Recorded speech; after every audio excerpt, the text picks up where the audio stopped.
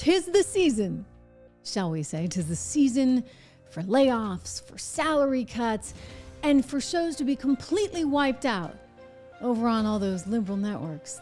Those liberal networks, which maybe, just maybe, might be getting the message. Now that Donald Trump has won and is coming to the White House, we're days away. I can't wait to see January. Of course, I'm looking forward to Christmas first. Hello, everyone. Welcome to the program. I'm Trish Regan. Make sure you subscribe, share, like, comment. We are live, so careful. Anyway, wow. Big news coming to us in the media circles. I'm not surprised by this. So one Joy Reid, you know that woman, and another woman over there on MSNBC who hosts a much later in the evening show are looking at salary cuts, pay cuts, if they're going to keep their jobs. So according to multiple reports, Joy Reid is making $3 million a year, which clearly is $3 million. Too much, especially when she's out there spinning CRAP like this. Hey, I just want to give some free advice to the white progressives, particularly white progressive women who may be thinking about marching against the Trump victory, maybe putting back on the P-word hats and doing that thing. I would just say probably don't send any of those invites to any black women you know. I'm just going to tell you right now, they're not coming. I'm pretty sure black women have resigned from the Save America Coalition, Save Democracy Coalition, and definitely the Save the Democratic Party Coalition. I think that's probably not happening. I would just keep those invites maybe among your own friends because I don't think they're coming. Yeah, she goes on to say how basically black women are completely done with the Democrat Party. She's completely done with the Democrat. And I'm like, okay, so what are you doing there, hun? Okay, where are you going? You starting your own thing? Black Lives Matter? Going to turn into a political party? Anyway, Joy Reid is really, I would just say that this is a little bit of sort of sweet justice, if you would. I mean, she is such a race baiter. She is such a divisive person. She is not a journalist. She is barely a commentator because she just makes stuff up. I mean, she makes stuff up like, oh, that time she made up that maybe that attack, the assassination attempt on the newly elected president of the United States, former president of the United States, one Donald Trump in Pennsylvania, might have been staged. We still don't know for sure whether Donald Trump was hit by a bullet, whether he was hit by glass fragments, whether he was hit by shrapnel. We don't have those details. We actually have no details from his physician, even though this man is still a Secret Service protected, and presidential candidate. We know almost nothing. Why? Why don't we know that much? All right. So we're not going to indulge her with that, but just be aware that that's what she was spinning. And she goes on to say, so we don't know this. So what really happened? Conspiracy theory that she is. I'll tell you, she's just not as talented at it as one Rachel Maddow. I mean, I'll give Rachel points for at least being far more interesting. Right? Johnny America, thank you so much. A super chat. I love it. Again, we're live right now. Comment, share, like, all that good stuff. Make sure you hit the bell so that you know when I am live. But it is very clear that Joy Reid is a divisive influence, frankly. And it looks increasingly like that influence has grown smaller and smaller and smaller. In fact, ratings are down like some 42% overall at MSNBC, and her show's really getting hit. I mean, it makes sense. She's the one out there saying, hey, you shouldn't go to Thanksgiving. I don't know what she's saying on Christmas now, but you weren't supposed to go to Thanksgiving with people that voted for Donald Trump. And she talked about, very interestingly, about how it was hurting her livelihood. Why? Because you got no more DEI? Is that why? She was the woman who loved DEI and thought it was so poetic and it was so just that it was all, again, race baiter that she is, African Americans that were going after Donald Trump. Listen. One of my favorite facts about one of Donald Trump's lawyers, Susan Michelis, is that one of her former clients was the notorious New York mobster Benny Eggs. And I will just assume and presume that old Benny Eggs was not attacking the judge. So Donald Trump is at this point outdoing actual mobsters in his attacks on the judge's families, the daughter, and he's doing it to the point that Lawrence made. He knows he will never spend a day, a second, a moment in prison. But for me, there is something wonderfully poetic about the fact that despite the fact that even if convicted, he's not going to go to prison, the first person to actually criminally prosecute Donald Trump is a black Harvard grad, the very kind of person that his former staff, the people who worked for him, Stephen Miller, et cetera, want to never be at Harvard Law School. But he was. And he came out and graduated, and he's prosecuting you, Donald. And a black woman is doing that same exact thing in Georgia. And a black woman forced you to pay a $175 million fine that's out now also in question because the people who put it up, that might not be legit. Donald Trump is being held to account by the very multicultural, multiracial democracy that he's trying to dismantle. And for me, there's something poetic and actually wonderful about that. It says something good about our country that we're still capable of having that happen. Go DEI. My DEIs are bringing it home on today. No, it's striking, and a system that also is affording him rights that Did you hear that? My DEIs are bringing it home. Well, you can't rely on DEI anymore, honey, because it looks like you're going to get less money. If you stay there. I mean, if I were them, I'd say enough, right? We don't need this kind of divisive rhetoric. We don't need somebody who's so highly irresponsible on our air. We don't need the noise and the threat. Like, let's go back to basics and let's actually have good people on television. And so she's in jeopardy now. And then the other one, a woman named Stephanie Rule, also in jeopardy there of getting a big pay cut. Well, you know what? They're making, apparently she's making $2 million. So again, $2 million, too much for her, and $3 million, too much for Joy Reid. So Merry Christmas. I feel like Elon right now. Merry Christmas. Hey, F you, Bob. Different network. Advertisers leaving. We talked to Bob Iger today. I hope they stop. You hope? Don't advertise. You don't want them to advertise? No. What do you mean? If somebody's going to try to blackmail me with advertising, blackmail me with money, go f*** yourself. But Go f*** yourself. Is that clear? I hope it is. Hey, Bob, if you're in the audience. Okay, that's what I want. Again, different network, but you're seeing a similar process play out throughout all the legacy media spots. And I would argue that, you know what? ABC News is in really, really tough shape because ABC News, ladies and gentlemen, they are on federally controlled and owned airwaves, right? So MSNBC might have a little more wiggle room. Fox, Newsmax, all of these, by the way, they're doing great. The conservative networks are doing really great. CNN, but they have a little bit more leeway, if you would. So even though we look at CNN, we're like, they're super biased, MSNBC, same thing. It's one thing to be biased on cable. It's another thing to be biased on a broadcast network because those airwaves are owned and governed by the federal government. So you do have to answer to the FCC. So Bob Iger, who Elon Musk was talking about earlier, is in a whole lot of trouble here because you look at networks like ABC and you think about how Whoopi Goldberg was out there blaming Donald Trump. Remember how she was blaming Donald Trump for getting shot? Well, this actually is not really going to fly in a Trump administration. I mean, it never should have flown in a Biden administration. It's like nobody was home. Literally, nobody was home in more ways than one during Biden. And so the inmates were running the asylum and they were saying all kinds of crazy stuff on federally owned airwaves. Now, I'm not trying to censor here, but I think you got to be somewhat more responsible given who the real estate belongs to. Don't you think? Whoopi, she's in for it. I'm telling you, this is ultimately going to be Donald Trump's Christmas present to the United States because I don't know if she's going to make it through 2025. I really think there's a lot of pressure right now to get rid of the loons in mainstream media.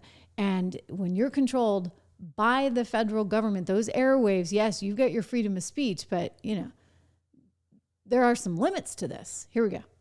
JD, clearly you've not been to one of your boss's rallies because you believe this insanity. I mean, He has been inciting violence since 2016, telling them to beat up hecklers, threaten to shoot looters and migrants. They have, I don't remember Bill Clinton about what was going on in his White House when it was sprayed by 29 shots. I don't remember Obama blaming opponents when his White House was shot up in 2011. You have to really take a look in a mirror to see the reflection. One of the reasons that everybody has survived is because the Secret Service has been doing their job. Let's start with that. That's, so quit blaming folks until you decide to take a look at what's coming out of your mouth. You didn't want to tell people that it was a lie that you've been talking about when you're sending people to go against folks in the community, in Ohio. You know it's a lie. But you talk about, well, Joy, you're going to bring it up because you know what he did. J.D. Vance. Yes, but besides all the Okay, so I'm showing you that because I want you to remember, again, here's Whoopi saying that maybe it's just Trump's fault that he was assassinated. And she's saying this on federally owned airwaves. So there's a new head of the FCC coming in, Brendan Carter, and my expectation is he's going to be a lot stricter than the Biden FCC was, because let's face it, I mean, the Biden administration doesn't know anything. In fact, I was looking at a soundbite from one of the Pentagon spokespeople the other day, and they didn't even know how many troops they have in Syria. They say, oh, we've been quoting 900, but it turns out we have 2,200. So, we're trying to get to the bottom of that. I'm like, wow, you guys, I mean, it is so unbelievably bad. And then you look at this horrible situation that happened on the subway in New York. And I'm going to play you a little sound coming up in the show of Tom Holman, who is a total badass guy. He's like, I know him very well. I've known him for many, many years, and he's not messing around. And he is committed to making sure we fix this border and that we arrest people that are here illegally. So stuff like the Guatemalan migrant lighting up a woman on the subway who then later dies as a result of her injuries, that doesn't happen anymore. I mean, it's like the low-hanging fruit. And I get it. Like, things happen, right? But when someone's here illegally, maybe you ought to be making a bigger play. I digress. The point being, this administration is completely clueless. And now all of a sudden you get a team coming in that knows what they're doing, and they're not going to stand for it. So good luck, Whoopi. Good luck, Joy Behar. It's over. I mean, look, the handwriting's on the wall. Clearly, something happened over on Fox because a guy who was there 28 years is no longer. 28 years. Helped build that network. And now he's saying goodbye. This is it, the final segment. But today I also wanted to let you know this is my final show. I am leaving Fox. I've been planning this day for some time. This just seemed like a good time. Now, some of you might be thinking, well, Neely, it's about time. After all, I've been doing this for nearly 3 decades here. There are people working with me now who weren't even born when I started at Fox. That's how old I am. But I'm not leaving journalism. I'm just leaving here. But I'm forever grateful to my bosses here. They've been very good to me these many years and offered a very generous opportunity for me to stay years more. That's pretty amazing considering the fact that, I might have missed a day or two here and there, battling everything from multiple sclerosis and COVID to countless infections, okay, so even open heart surgery here, just so, we understand what's what. And, I wish Neil all the best. And look, if you're talented, you can make it on your own, right? What are we doing? Nearly $500,000, you guys? Nearly $500,000. No, not $500,000. I wish. 500,000 subs. 500,000 subs here on YouTube. We'll get there. Actually, we're doing very, very well as a business, and it's thanks to your commitment, and it's thanks to all the enthusiasm from every single one of you, because it's your commitment that's really made this work. And so I so appreciate that. But in terms of Neil, I think that, maybe he goes over and starts a podcast and we'll see how he does. It's not easy. Believe me, it's not easy. It takes a lot of commitment and a lot of discipline and willingness to do this through, thick and thin every single day. But it also takes personality and it takes a viewpoint. And the challenge he'll have is whether or not there's an audience there for his viewpoint. I think that he found that to be difficult, if you would, on Fox. And so he's just another example. Fox making a decision for business reasons, I suspect. That's usually why these things happen, right? I think they got rid of Tucker for business reasons. I don't think they wanted the heat they were getting from Schumer, so they fired him. I think that they got a lot of heat with yours truly because of some of the things I said back in March 2020, which I stand by. Look, they shut down the country for a reason, right? I mean, I didn't want Donald Trump to fall for it, but unfortunately, those were crazy times and people didn't understand or know just exactly what was next. And so we closed down the country, and next thing you know, the Democrats ride it all the way to the ballot box. And so that was a business decision for Fox. So these are business decisions that are made. They made a business decision to get rid of Chris Wallace. And hey, by the way, Chris Wallace, they made a business decision to get rid of him again over at CNN after Trump won. So it's fascinating how this is all playing out. And the people that are really sort of in the lurch are those that were so gung-ho and so excited about Biden. They really look like the loser team. I mean, really, really the loser team. Who is the Democrat who went on Fox the other day and said that? Oh, this is a good soundbite. I'm going to play this for you because her name is Lindy Li, and she's like, they're like covered in the stench of losers. Here we go. I think, unfortunately, the Democratic Party has a stench of loser written all over the party, and I'm sorry. And I'm speaking as a Democrat myself. This brings me no joy to say it, but I feel like the Democrats are going to be consigned to the wilderness for at least the next 4 to 8 years. And Jeff Bezos is probably thanking his lucky stars that he withheld that endorsement. And they're doing everything they can now to continue the détente. Remember what Zuckerberg said on July 13th when in Butler, Pennsylvania, there was an assassination attempt. He praised President Trump for being a badass. Let me ask you about this idea of going out there and sort of kissing the ring. I mean, you have Zuckerberg doing his thing, Bezos. And by the way, I was really surprised that he decided to stay out of the fray and not let the Post do that. But as it turns out, it was a pretty shrewd move. What do you expect will happen when they go there and they have these conversations? I think they're going to solidify the relationship between the business world and President Trump. And right now, the economy is ailing under the Biden-Harris administration. I mean, people are just they're suffering. Yes, inflation has come down. We're going to watch some more of that coming up because she's so right? The economy has been suffering. Listen, it's one of the reasons why I say make sure you diversify your portfolio. One of our great sponsors here on the Trish Regan Show happens to be American Hartford Gold. I want you to take a look at them. You might have a little time coming up over the holidays, so you can do some of this research. You can text my name to get up to $15,000 in free silver. Text Trish to 65532 or go to Trish Loves Gold today to get more information. TrishLovesGold.com. Just text Trish, Trish, to 65532. You can call them at 1-844-495-1115. I'm a big believer in gold as a diversification strategy, especially with all the inflation we've had and expect to have over the next however many years. So this is one of the ways to hedge it. But look, the economy already feels better, right? Like everybody is excited about what's to come. Why? Because you finally have a business person in there who's surrounding himself with other good business people who actually understand economics. Unlike these crazy lefties out in their Wokeville, USA world where, nothing actually adds up or makes any sense. Well, there's this great moment this week. Actually, it was on Friday. On MSNBC on the Morning Joe show, where they're completely clueless. And they brought on this financial reporter who works for the FT, Financial Times, Jillian Tett. She's a columnist there.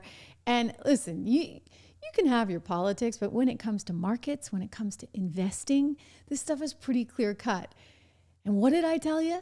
I mean, you look at the internals in the market. I knew that Donald Trump was going to win just based on the internals in the market. The entire stock market believed that he was going to win. And as soon as he won, it's like these animal spirits. John Keynes, this like a Keynesian theory of economics. He always talked about animal spirits, those have been unleashed massively, right? And so here we go. This is Gillian Tett talking about how the animal spirits have been unleashed and the world global economy is reacting. And she says this to a team of anchors that don't expect her to say it, right? Like the Willie guy on there asks her something and they're all anticipating she's going to just slam them.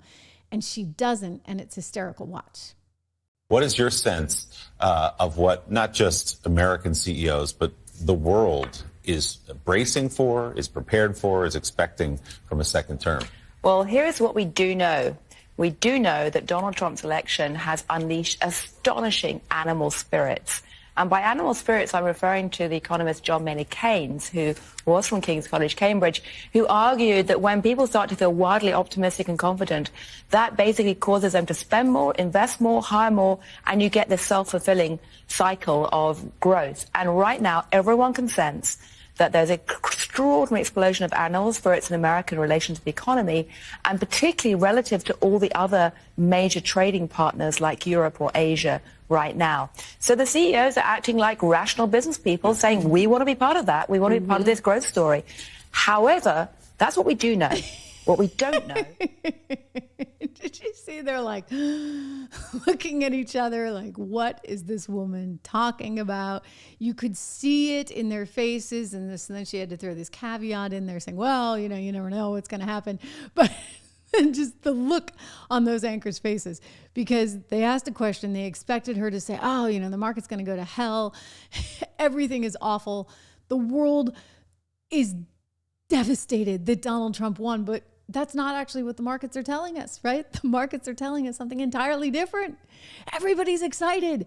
Everybody can't wait because we actually have a shot at 1, real reform, and 2, less regulation, and 3, lower taxes. And what is that going to mean? But good times ahead. It's why I say you've got to be invested right now. I want you to go take a look at 76 Research. If you have a little bit of time off over the next couple of days, take a look at 76 Research. It is my company that I started with a dear friend named Rob Horton. Brilliant stock picker. And I'm not so bad myself, at least on the macro stuff. Anyway, take a look at some of our holdings there. Our top financial picks up 37 and 35%. Our top energy picks up 30% and 29%. If you look at what we're doing versus the S&P, we're ahead of that. This is for the quarter ending 10/31/24. And of course, we know that the market's been up even since then. So lots to be looking at right about now. You can use code word dollar, code word DOLLAR. Use code word dollar.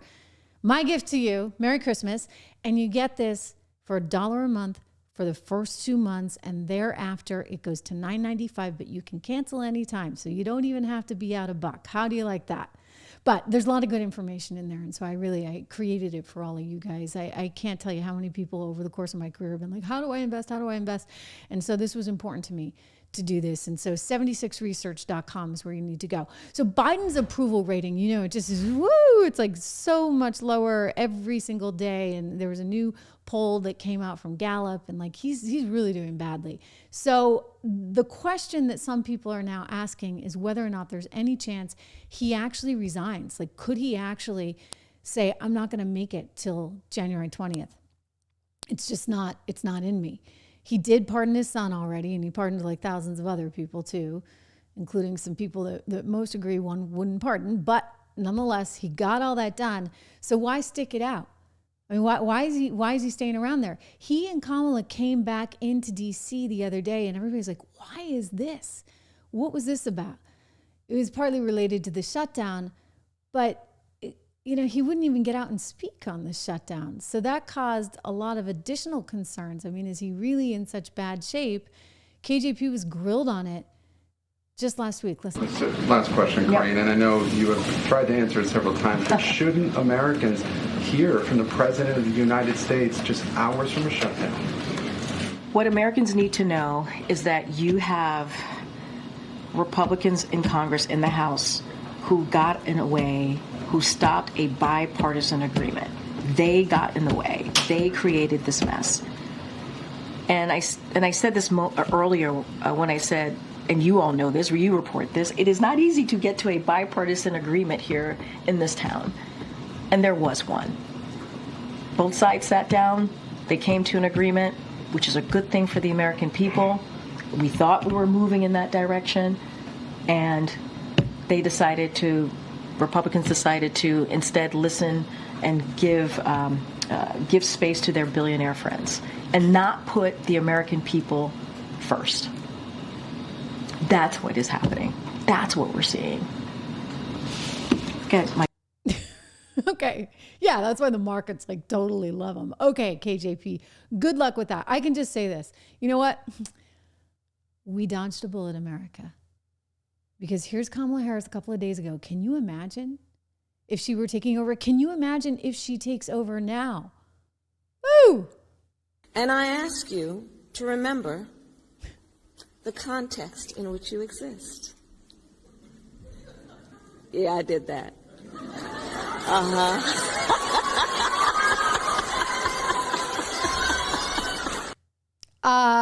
Yeah. I'm really glad that we did not elect Kamala Harris president of the United States. I don't know if I could have made, I'm an optimist. I don't get too down. I'm not like the Democrats that like absolutely come apart at the seams and say, oh my gosh, my team didn't win. I'm not like that. I kind of figure we make it work no matter what. I'm obviously really, really happy, but I see that and I'm even more happy. Can you imagine? So this talk and this chatter right now, it's going around. Could he possibly, could he maybe say, hey, I'm going to step down so that we can anoint the first female president of the United States? Don't forget, Joe's obsessed with his legacy. Now, he can't stand her. So here's what's at play. The fact that he cannot stand her, never could, never should have brought her in as VP, but that's neither here nor there. Apparently, Barack Obama had a lot of power.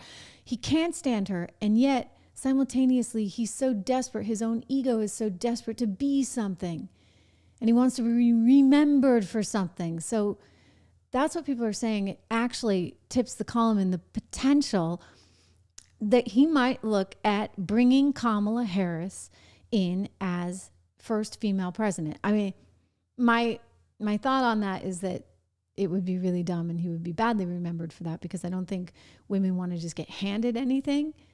Like, that's not the idea here. That's why we're getting rid of DEI. That's why American Airlines just announced it's getting rid of DEI. That's why Boeing just announced it's getting rid of DEI. Nobody really wants DEI anymore, including women, because we want to actually feel like we earned something. So that would be kind of like, if you ask me, somewhat disrespectful in a way to give it to her. It would certainly be disrespectful of her to accept it, but stranger things have happened, right? Stranger things have happened. Kamala Harris is increasingly finding herself in a position where no one likes her. I mean, no one likes her, and it's not just because of And this. I ask you to remember the context in which you exist. Yeah, I did that. Well, I mean, it's partly because of that, but really it's because she doesn't represent anything of substance. She couldn't talk about inflation. She giggles too much. She's not somebody who really commands a ton of respect. This has nothing to do, trust me, with her being a woman, and everything to do with her being the wrong candidate and not smart enough for a gig like that. Nor even smart enough for the governorship of California, which is clearly already a disaster under the likes of one Gavin Newsom. And this is something that came up on a liberal streaming platform, a show called The Young Turks. And they're like uber libs over there. Okay, they're so liberal, they make Bernie Sanders look like a capitalist. That's how liberal they are. I just want you to keep that in mind when I play this soundbite for you of one of the hosts on the program, when it's suggested that maybe Kamala's going to run for governor of California. And she's like, oh my gosh, think about that. Know how liberal she is.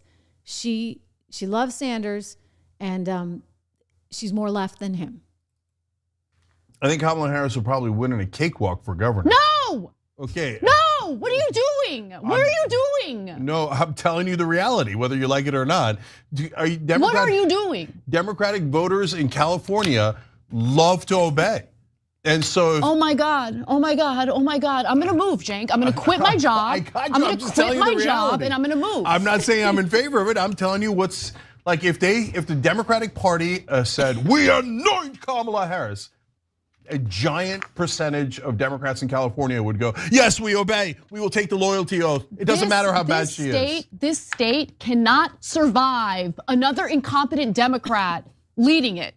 Leading it. Democrat like Kamala. No, we just can't. Okay, anyway, so people are egging her on. Okay, apparently she's in a wait and see mode. How about you wait and see your way out of public life and go do what you're supposed to do. Go work in the private sector, go do the lobbying thing, whatever it is, but do not run as governor of California. Yeah. Do not. Wow. So I think that you're starting to see this momentum against Kamala Harris. I mean, I predict her political existence, her political life, unless she gets anointed by Joe Biden, is over. As it should be. Because she's not qualified. I mean, she can't win. She can't win anything. She's the kind of person you got to appoint to things. And you know what? The DEI days of appointments, just because you check off a couple boxes, those days are gone. You got to actually earn it. Okay, Kamala? You got to earn it. Go do something else. Anything else. But you heard it from the libs. They don't want you there in California, and America doesn't want you in the White House. Not one bit. Hey, the problem with all of it, when you think about it, is how much they lied to us all along. The Biden machine just lied and lied and lied and lied through their teeth. I mean, I was like, I can't believe this. I can't actually show you the video of him really seeming off his game and show you that and present it and talk about that. I had to always qualify it and say, well, I'm not a doctor, and I'm not a doctor, but hey, you know what? I know what I'm looking at here. I know that it's not like some spring chicken that's in the prime of his existence. No way. There's no possible way. And yet, the media insisted during the whole time lying to us. A new report just came out in the Wall Street Journal, and they're talking all about how Biden has been suffering, and he was suffering from day one. Normally, a president meets regularly with their Treasury Secretary, but he couldn't meet with Janet Yellen. Normally, they meet with the Department of Homeland Security, but he couldn't meet with Mayorkas. He couldn't do any of these meetings. Everything had to go through intermediaries because he was slipping, and he's slipping fast. We're just hoping he makes it to January 20th. But remember how they told us all this. I think he's better than he's ever been. Intellectually, analytically, because he's been around for 50 years. And, I don't know if people know this or not. Biden used This is Morning Joe. This is Joe Scarborough, just lying through his teeth, trying to say this is the best he's ever been, the best Biden you've ever been. Wow. to be a hothead. Sometimes that Irishman would get in front of the reasoning. Sometimes he would say things he didn't want to say. This is, and I don't really, you know what, I don't really care. Start your tape right now, because I'm about to tell you the truth. And F you if you can't handle the truth. This version of Biden, intellectually, analytically, is the best Biden ever. Not a close second. And I've known him for years. The Brzezinskis have known him for 50 years. If it weren't the truth, I wouldn't say it. And you... Yeah, right. And you wonder why your ratings are plummeting and everyone at your network's getting fired right about now, and your president of your network's about to get fired as well, and they're actually spinning off your network to get as far away from that as they possibly can at Comcast. I mean, this is truly unbelievable. So I just wanted to highlight like a couple of these things. Again, he was so ill that he couldn't do these like regular things, like meet with his Treasury Secretary. He didn't take meetings. He had to have his day structured between, 10 and 4 because he couldn't stay up late and he couldn't get up early, for goodness sakes. I thought Jesse Waters did a good recap on it. Here, take a listen. I'm not even going to ask a question on that. It's so absurd. Jesse, they say that the 50 sources say they noticed in the first few months that he couldn't handle things. But do you remember they're using COVID as an excuse for him not to campaign, not to get out there and to have the basement campaign where, remember, cars, they would beep if they supported Joe Biden? There were 8 of them. Yeah, so they kept the COVID structure throughout the rest of the presidency. And he was treated like an aging dictator, an aging king. You know, the same things they said about Trump were true of him. He was isolated. He was out of touch. He was mentally unfit. People were keeping things from him. They wouldn't give him bad polling. They wouldn't give him bad headlines. He was AWOL during the lead up to Afghanistan. People were trying to get him on the phone at key moments. There's no way to get a hold of the guy. And he delegated his presidential powers to his staff, Judge. So when people ask, well, who's really the president? It was his staff. His staff were executing the duties of the president. And I think it was April 2021, right out of the gate, they were canceling meetings because he was having a bad day. So all this conspiracy theory about, Joe Biden shot, he's a puppet, it was true. I mean, at this point, we're going to find out he stole the election from Trump. At this point, the way things are going. Jesse? I'm just saying. Why is he getting in trouble for that? By the way, you're allowed to talk about that now. You actually are. It's been sanctioned. You can talk about it. But he's getting in trouble. I'm just going to share with you a little from the Wall Street Journal article. And they point out that presidents always have gatekeepers. Quote, but in Biden's case, the walls around him were higher and the controls greater. According to Democrat lawmakers, donors, and aides who worked for Biden and other administrations, there were limits over who could speak with Biden, limits on what they said to him, limits around the sources of information he consumed. Throughout his presidency, a small group of aides stuck close to Biden to assist him, especially when traveling or speaking to the public. They body him to such a high degree, a person who witnessed it said, adding that handholding is unlike anything any other recent presidents have ever had. I mean, senior advisors were often put into roles that some administration officials and lawmakers thought Biden should occupy, with people such as NSA, National Security Advisor Jake Sullivan, Senior Counselor Steve Ricchetti, and National Economic Council head Lael Brainard, and her predecessor, frequently in the position of being go-betweens for the president, said they were making the decision. So, in other words, there was a staff that was running it. Biden wasn't running anything. And so we just got to have to hope that he hangs on, right? Hangs on until January 20th. But already, you look at what's going down, everything's going down in Mar-a-Lago right now. Trump is already taking over. He's talking about taking over also the Panama Canal and Denmark's Greenland, and doing a whole lot more when it comes to Mexico. So a lot's happening, but it's not coming out of the Biden White House. And you know what?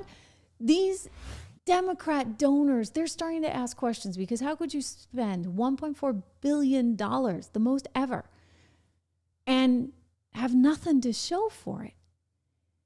This Lindy Li, who I showed a little bit of earlier in the show, she went on recently to Fox News and talked about this. She said, Democrats have a stench of loser all around them. Well, they turned on her pretty fast. She may be leaving the Democrat Party. I think she is leaving the Democrat Party as a result. We'll play that soundbite for you. But first, here what kicked it off. Lindy Li going on Fox saying these people are total losers. I think, unfortunately, the Democratic Party has a stench of loser written all over the party. And I'm sorry. And I'm speaking as a Democrat myself. This brings me no joy to say it. But I feel like the Democrats are going to be consigned to the wilderness for at least the next 4 to 8 years.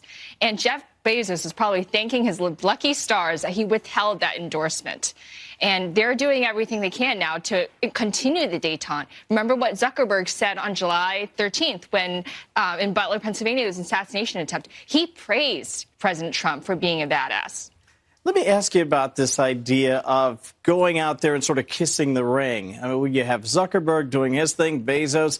And by the way, I was really surprised that he decided to stay out of the fray and not let the Post do that. But as it turns out, it was a pretty shrewd move. What do you expect will happen when they go there and they have these conversations? I think they're going to solidify the relationship between the business world and President Trump. And right now, the economy is ailing under the Biden-Harris administration. I mean, people are just they're suffering. Yes, inflation has come down, but cumulative price hikes are still eating away at people's pocketbooks, and people are dying for a change. So I think we're about to embark on an entirely new era of prosperity. I certainly hope so. And yeah, you can just feel it. Even in the last couple of weeks, Americans are celebrating.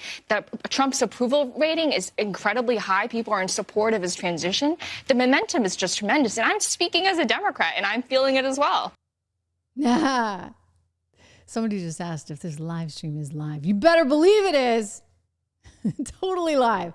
So I see everything you write. Careful. I saw that too. So Lindy Li, yes, has come out, and people have mixed feelings about it. She's just an opportunist who's trying to get in on the action. Better late than never. Well, she took a lot of heat for some of these comments, like a lot of heat. And so then she got out there and she said, I don't know if I can really deal with being part of this party anymore because what they've done to me. Listen. I just want to echo what a lot of you guys already said. This past week has been harrowing for me. This Saturday, I went on Fox and Friends and I said that Democrats have a stench of loser hanging over them. Yeah. As soon as I said that, there were boycott campaigns against me, unblock, unfollow campaigns. I lost 40,000 followers. Really? In 4 days. People have called me the W word. I don't know what we're allowed to say, but you can fill in the blank. We're uncensored. Let's say it. Say it. Say what the word was. Am I allowed to? Yeah. They called me a whore. They called me the C word. They asked for me to be deported. And you can just search for my name in those terms on X and you'll see a bunch of them. So, all these so-called Democrats, the party of inclusion, the party of diversity, masks off. And it's even worse because they pretend to occupy the moral high ground. At least with the Republicans, they are who they are. But with Democrats, they pretend to be, so loving and caring and embracing of diversity. But all of a sudden, when I dare to utter any criticisms of the goddess, Kamala Harris, I get ostracized. Me, after having raised tens of millions of dollars for the party. And I'm being called a grifter when all along, all these years, I've said on TV, I've said to the press, I'm a conservative Democrat. This is not a switch for me. This is just me. This is who I've always been. Yeah. And also, my donors are pissed. They raised $2.5 billion across Super PAC in the campaign. It's my responsibility. It's my duty of care to ask what the hell happened with that money? Why did we spend it? Why did we spend millions of dollars on 5-star hotels for campaign staffers? Why did we spend $500,000 essentially bribing Al Sharpton moments before he interviewed Kamala? These are legitimate questions, but no, in the cult, you can't ask questions. Yeah. And leaving the Democratic Party or even questioning the Democratic Party is like leaving a cult. It's terrifying. Yeah. Okay. So she's leaving a cult and it's terrifying. I mean, I'm looking at some of your comments here. She did say Republicans, they are what they are. What exactly does that mean? I see what you're saying. And I agree with you. I think she's doing some soul searching though, because she's like, wait a second, I was part of this party and they're all like kumbaya. And now I realize they're actually not very nice people at all. And the minute I criticize them and I criticize their fearless leader, that one Kamala Harris, who's really not their leader anymore, like everybody knows that, but you're not supposed to say it apparently. Now she's in so much trouble and they're calling her all these names and they're really, really unpleasant. Well, I could have told you that. I mean, it's not a pleasant group of people. Let's take them at face value. Just watch MSNBC, Lindy. You'll know exactly who these people are. Go back and look at, the soundbite I just showed you of Joe Scarborough saying, I'm not lying. This is the best Biden I've ever seen. You're lying, buddy. Okay, you're lying. That's the one thing I sort of like about conservatives because you can generally trust their word, right? We're good folks. We're good people. And we mean what we say. And we follow through and we're not two-faced. And I can't say the same about the left. And Lindy's just kind of coming to that realization. So I'm not going to be too hard on her. I think that we do need to be a big tent. And I think that she's gonna get more heat from them sooner rather than later. So she is brave in coming forward, and I think you're gonna perhaps see an entirely different kind of Democrat Party in the future. This is going to be a realignment, a massive realignment, because they've lost their way, clearly. I mean, this was a party that prided themselves on being working class Joe types, right? And that's what Biden allegedly was 50 years ago, if he ever was. I don't totally buy that. I think this is a little bit of a mirage. But they pretended like they cared. And then we found out they don't. They care about themselves and themselves only. I mean, so much so that they've allowed 8 million people to come into the country illegally in the last 4 years. And this has heated up recently in a pretty graphic and horrific way. A Guatemalan migrant burned a woman to death on the New York City subway. And this is somebody who snuck into the U.S. after he was already deported. And this needs to be confronted, and this needs to be dealt with. And this is what people are up against. This is why they've had it. They had enough with all this peace and love and woke stuff. Like, we're going to be accepting of this? No, absolutely not. Well, Kathy Hochul, who's the governor of New York, very liberal governor of New York, has taken a lot of criticism for this and for these very, very dangerous subways. But now she's getting criticized because she's clearly tone deaf. I want you to see this tweet. Unbelievable. So within hours of this horrible, horrible, horrible, tragic thing happening, she's out there saying, well, in March, I took action to make our subways safer for the millions of people who take the trains each day. Since deploying the National Guard, New York, to support the NYPD and everybody else, like everything is better. Crime is going down. Everything's improving, et cetera, et cetera. She even went and made a little Instagram video out of it. I'm on the subway train heading out to Queens Center. I have a lot of, not quite last minute, but I have holiday shopping to do. I've got an adorable 2-year-old granddaughter, so it's a lot more fun to shop. I can take the subway wherever we need to go. And I want all New Yorkers to feel safe, which is why we've added so many more National Guard, over 250 more people that'll make sure that your ride is as safe as it can be. No, I'm not going for this. Kathy Hochul, you're in deep trouble right now because you didn't do what you needed to do to protect the people of your state. You guys were too busy with Letitia James trying to go after Donald Trump to actually care about the criminals that you have in your own city. And this is the result. This is the result. I mean, she was asked about this the other day by some reporter who just fed her the actual crime stats on the subway. This is before this tragedy. And she didn't even know what to say. Watch this. Say a lot of things with statistics, and I see the percentage that crime is down 42% since 2021.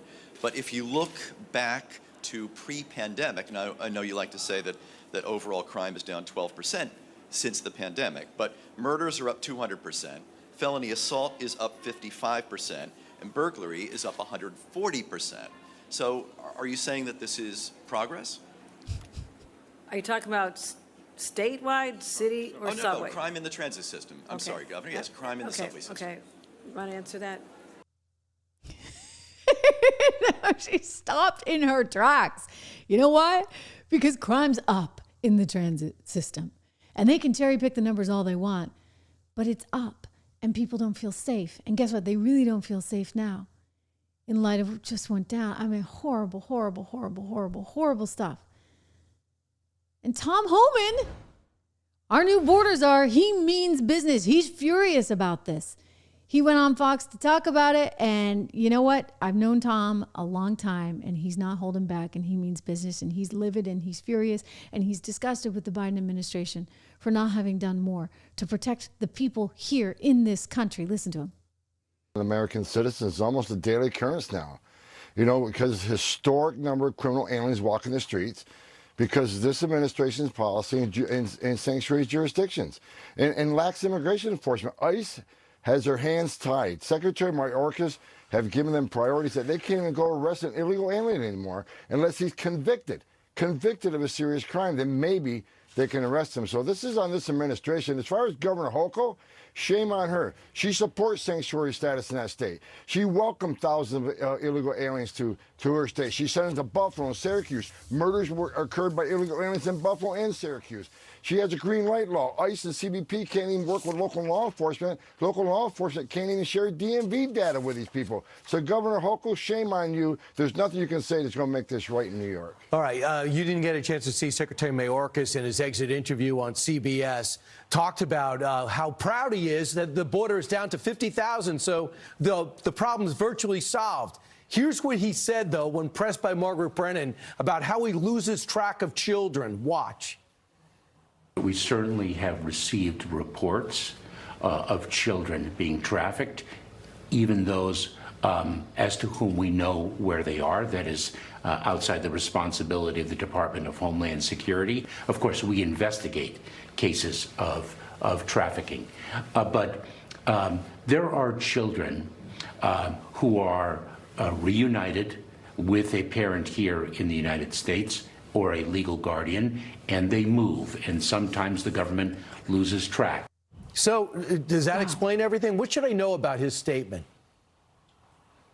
It's nothing but lies. Nothing but lies. Border numbers aren't down. They're just putting them through the CBP One app and the CHNV app. You add those programs together, what Border Patrol's catching in the gotaways, we're still at historic numbers. They were bragging the other day that ICE has over 247,000 removals, the most in a decade. No, they don't. If you look at the data, 80% of them were Border Patrol apprehensions that ICE just simply put across the border. ICE interior enforcement numbers are historic lows. And as far as the children, another lie. Under his guidance, under his leadership, first of all, it's his policies that caused over 500,000 of children being smuggled in this country, trafficked in this country, and they lost track with 340,000 of them. His lips are moving, he's lying, and he needs to be held accountable. Nothing he said in that interview is truthful. Wow. So I have a feeling a lot of change is coming. I mean, a lot, okay? Homan means business. Trump means business. Everyone in this administration means business, and I mean business too. This is why I want you guys to take a look over at 76 Research at our How to Play This MAGA Sweep, because there's going to be a lot of opportunity for certain companies ahead, and I think it's actually going to be explosive growth. I'm very excited about it. Investinmaga.com. That's the free stuff. So you can go to 76research.com, sign up for the subscription. You can get a model portfolio.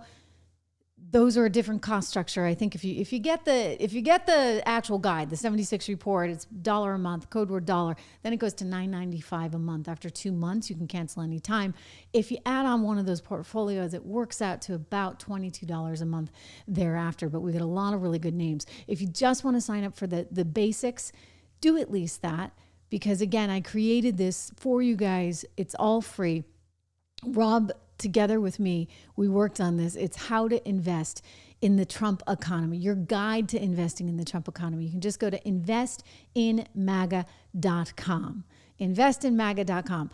By the way, a quick shout out for another one of our great sponsors here on the Trish Regan Show, and that would be Balance in Nature.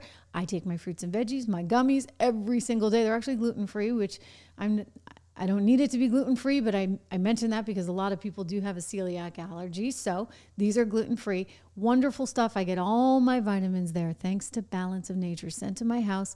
They'll ship it to you. You can get free shipping, actually, with my name, Trish, Trish. Just use code Trish and go check it out, balanceofnature.com. Wonderful testimonials there on the site. I mean, of course, I'm a big believer in it, and it's made a difference. I'm telling you. You know, it's not easy when you live in the Northeast to get your vitamin D on a regular basis. So thanks to Balance of Nature for giving me mine. I want to get to some of the media coverage of recent events, because this legacy media is not doing its job. I think we know that now. Clearly not doing its job. It was just reported over the weekend that a congresswoman, longstanding Republican congresswoman, out of Texas, Katherine Granger, is in a nursing home. She hasn't voted for 6 months. She apparently has dementia and is in this nursing home. Someone from the Dallas Express, one of the reporters there, a reporter doing their job, tried to get some information. Showed up. With the Dallas Express.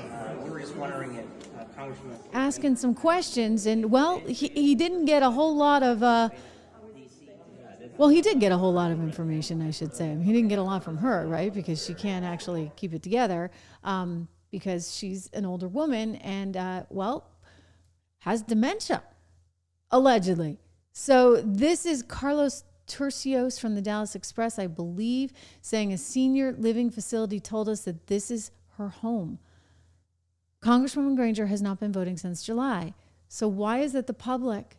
Why is it that the constituents that voted for her are being left in the dark? Why do they not have any representation?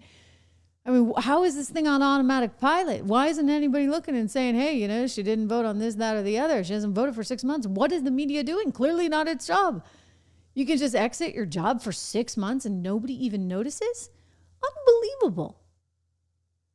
So I think things need to change. I think they're starting to change. That's why you're seeing jobs being slashed and shows being slashed and people losing their jobs or at least getting their salaries cut significantly at MSNBC, at all of the NBCs, right? All of those cable networks, because Spinco is going to affect all of them. At CNN, and I suspect at the networks as well. Well, Community Notes, that's that little platform over at X that tries to help keep people accountable. They put out an interesting response to some of this stuff. For example, you know about the horrific story that happened in Germany where a car who was driven by a man from Saudi Arabia went straight into a mass of people, killing some, injuring many. And yet the media tried to report that as a car. AP said that a car drove into a crowd at a Christmas market. And it's like, whoa, no. That was an attack. Like someone drove a car. The car didn't drive itself. And so Community Notes made a note about that one. And then you have this one where the Daily News gets called out. A woman dies after she catches fire in Brooklyn subway car. NYPD suspects homicide. So the readers, the Community Notes on X put down, no, the woman did not catch fire, quote unquote. It was a deliberate and intentional act caught on surveillance cameras. NYPD has arrested a suspect, Sebastian Zabetta, who's accused of this, who, by the way, we now know was here illegally, and they already tried to get rid of him once before. He was deported and then he came back. So thank goodness for Community Notes. I want to share this graphic. This is a graphic that actually Elon tweeted out that shows you party affiliation of journalists.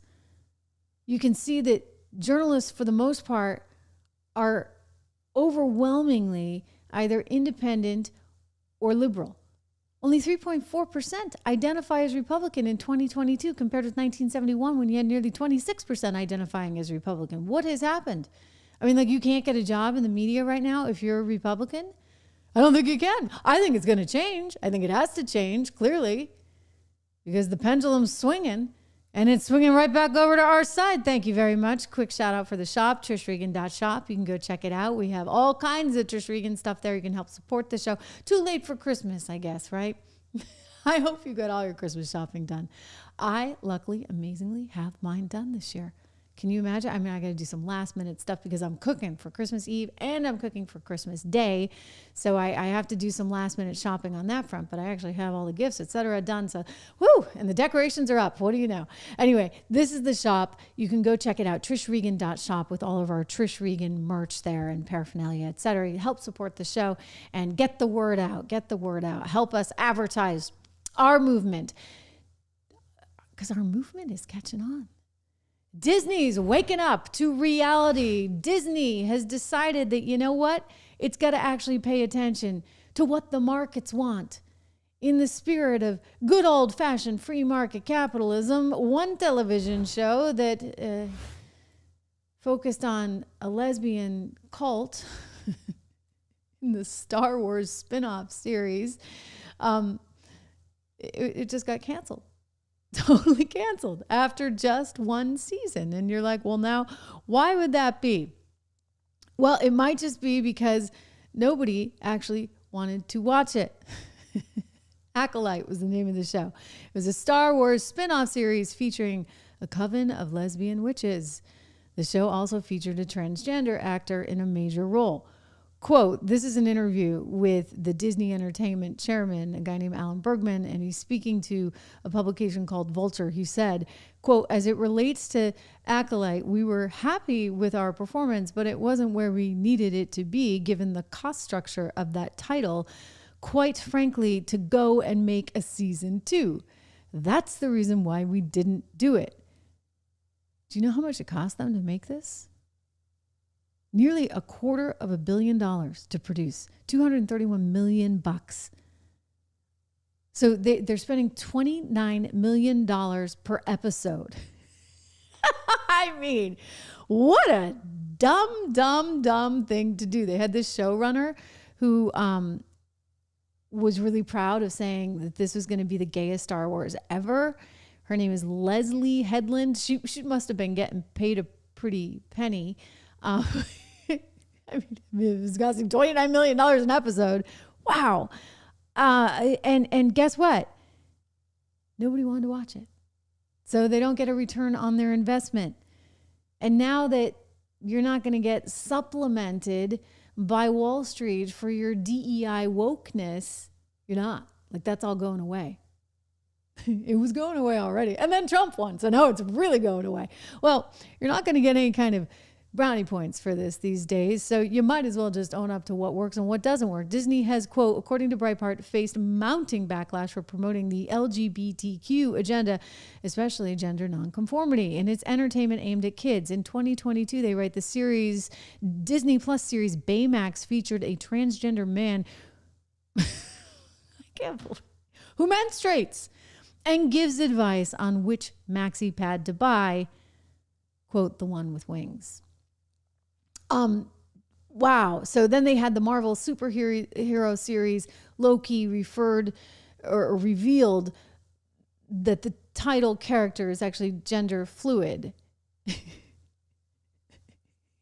They just removed their transgender storyline in an upcoming Pixar series, Win or Lose, signaling a possible reversal in the studio's embrace of gender nonconformity for children. You think? I mean, like, do we really have to get into all that at such a young age? Can kids not just be kids? Do you have to sexualize everything? Please, it's just let them be children for a little bit. Don't make them overthink that stuff. And don't tell them the answer is to actually chop off body parts when they're 12 years old and going through challenges that any normal 12-year-old would go through. It's unbelievable to me. It's so... The fact that it had to get here until we could swing it back, I guess, the good news is at least America took control and we're swinging it back. But it's what I said forever. It's part of why 76 was started. And Rob, my colleague over at 76 Research, would tell you this any day of the week, that it was just getting so frustrating as an investor when you were investing for big clients, right? Like, you'd have some giant pension fund. They're like, whoa, only if it's like the wokest of the woke can we even put our money in. It's like, are you people stupid? You just want what's going to make money, do you not? Quick reminder to go over to 76 Research, our financial website, where you can get a whole lot of information about financial markets and what stocks we like to invest in. Lots of different content there. Just a quick look at our top financial pick, up 24%, utility up 24%, real estate up 23%. You get the picture. It's important to put yourself and your financial future first. You can do that at 76 Research, just $1. It costs just $1 with code word dollar, $1 a month for the first 2 months. 76research.com. I'll see you there. So, and that's Invest in MAGA if you want to do the free stuff. Have you been keeping up with the Kardashians and all their lovely news coming your way? Kim Kardashian is out with a new rendition of Santa Baby, apparently produced by her brother-in-law, Travis Barker, and it's kind of scandalous.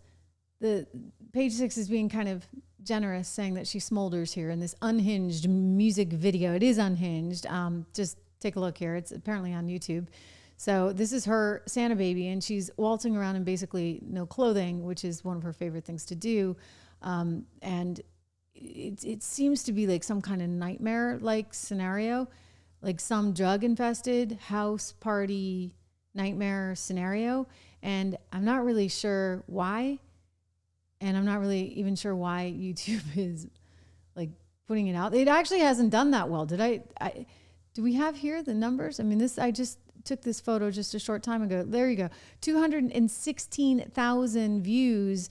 It posted 15 hours ago. 216,000 views. I'm just going to say, you know what? We do that here on this show. We'll get 216,000. We'll get more than that within 15 hours. And I'm not Kim Kardashian, okay? I mean, you know, she's got all those followers and yet only 216,000. So, you know, maybe YouTube is doing the right thing and they're trying to clamp down. I don't know. Anyway, this is a sort of gross video. Like, that's just the only way to describe it. Really, really gross, really weird. And I don't think we need to celebrate that grossness and that culture of grossness. Like, look what just went down with Diddy, right? Do we need to try and celebrate it in any way? No. The answer is no. I don't think anybody wants to see this. I don't think anybody should see this. Macaulay Culkin is you know, back for round 2 here. He actually has a cameo spot playing Santa. The whole thing is just weird. And Kim Kardashian, don't forget, just makes her living off of being weird and making, you know, she got to go to Harvard and teach a business class because Harvard, as woke as Harvard is, wants to celebrate the weirdness too. I don't think any of this is good for society though. And that's what we got to like pull back in terms of our celebrity culture too. We have to just, I think, recognize, you know what, we're not going to listen to music that's coming out of the rap community when it's as disgusting and graphic and horrible as it is. And you know what? We're not going to watch Kim Kardashian parading around like, I mean, I don't even want to say it, okay? It's just bad. Like, we forget about it. Don't even go there. Now, I know you're tempted to go there, but don't. Trust me. It's not worth your time, and you don't want to give her 217,000 views, right? Really. You know, this woman has a career for one reason, because she's willing to show off this like Betty Boop caricature like figure. Yeah. I mean, it's a caricature. And I'm sure there's been a lot of money that's gone into making that caricature Betty Boop like figure. She thinks or wants to pretend she's like Marilyn Monroe. I mean, remember she even wore Marilyn's dress to one of those, Metropolitan events, the Met Gala. Here she is. Here's a picture of her, and she actually wore it, and it just didn't work. You know why? Because she, in my estimation anyway, she doesn't work. Marilyn, for all her faults, had a je ne sais quoi. She had class. Kim Kardashian does not. So Kim Kardashian is trying, like climbing the ladder, climb, trying all the time. You got to give her this. She's a one damn hard worker. She tries really hard, but that in and of itself is the problem, right? When you're trying that hard for something, you can't ever be it because you don't have the magic to be it. We don't even really know who you are underneath all that makeup and all that plastic surgery and all the additional God knows what in your derriere and elsewhere. So she'll never be Marilyn Monroe. She can keep trying. She'll just be Kim Kardashian, a total caricature. Big shout out for our gold company again. Make sure you text Trish to 65532 1-844-495-1115 to learn more about how you can get up to $15,000 in free silver right now. Free silver with qualifying offers. Go to trishlovesgold.com. Again, our friends over at American Hartford Gold. You can text Trish 65532. That is the number. I want to get to another story because this one is very bizarre to me. And one of the producers on our team here called my attention to this, and they thought, oh, that's weird. That's like a coincidence. So, you know, Luigi Mangione, the guy who took out the CEO. Thank you for representing him. He needed to get a lawyer. And oddly, the lawyer, well, you saw her there on crutches. Let's go back for a second. This is his lawyer. Let's go forward. There she is, coming in on crutches. This is his lawyer. But you want to talk about like 6 degrees of separation. She's actually married. She's married to Diddy's lawyer. And apparently they're in the same prison. So I don't know what to say about that other than, I guess if you have a lot of money, you can buy this legal team. And it's just kind of a weird coincidence, don't you think? Again, the lawyer of Luigi Mangione, who is going to be in a serious amount of trouble for having, and as he should, taken out the CEO of United Health, he's got the same lawyer as Diddy, well, the wife of. So they're married. I mean, it's sort of bizarre. I'm curious to see what you guys think of that. You'd think I could end on a happier note, right? Like, we got Christmas coming up, and I'm so excited. I mean, I got my Christmas present, right? We finally can say goodbye to the White House. Goodbye, Joey. Goodbye, Kamala. Goodbye, Mayorkas. Goodbye, Janet Yellen. Goodbye, goodbye, goodbye. Goodbye, Obama. Right? We can finally have a shot at looking at a brighter future, a brighter economic future, a safer future, a nicer future, nicer in the, you know what, like Kim Kardashian out there celebrating the worst of the Diddy culture and the challenges of someone like Marilyn Monroe and the drug addiction, et cetera. Like, we need to get away from Disney with its ridiculous show that nobody watches. We need to get away from some of that and just concentrate on the wholesomeness and the greatness of America. And I think that that's actually going to happen. So I'm the most excited I've ever been. I'm looking forward to a great 2025. I want to thank you guys because look at how many people we have here on this channel. It's thanks to you. I mean, we're going to be at 500,000. We're going to be at 500,000 by Christmas. I'm pretty sure of it. So thank you for everything you do. Dawn, thank you for always being so loyal and staying on everyone. Peace of Mind is wondering what I am going to be cooking for Christmas dinner. It's actually beef tenderloin. Beef tenderloin, I know this by heart. Asparagus, Brussels sprouts, French bread. I have some crostini as an appetizer and cheese and crackers and that kind of thing. I have a chocolate cake that's like a very dense chocolate cake for dessert. And we're going to go to church, and I'm hosting a few people over here, and it's all on me. So I'm a little bit, my husband's like, okay, it's your show. So I'm on duty.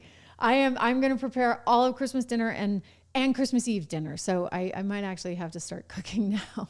Anyway, I'll try and send some pictures. Maybe I'll put it on the community post or something and we can take a look at that. Thank you for asking. David, thank you so much. That's so sweet of you. You have been one of the most loyal. So many guys here and gals, Leslie as well, have been here from the very beginning. And I really do appreciate every single thing that you guys do to get the word out and to let everyone, we've been building this organically. This is not marketing. There's no extra effects here. It's just you and me and getting the word out that we're live every single day. Thank you for being here. I hope you have a wonderful Merry Christmas. I'm probably going to be back again either on Christmas Eve or Christmas Day because I can't stay away. I can't. I really can't. I'm just so committed to this and I feel more energized than ever. I hope you do too. Thank you for being here and we'll speak tomorrow.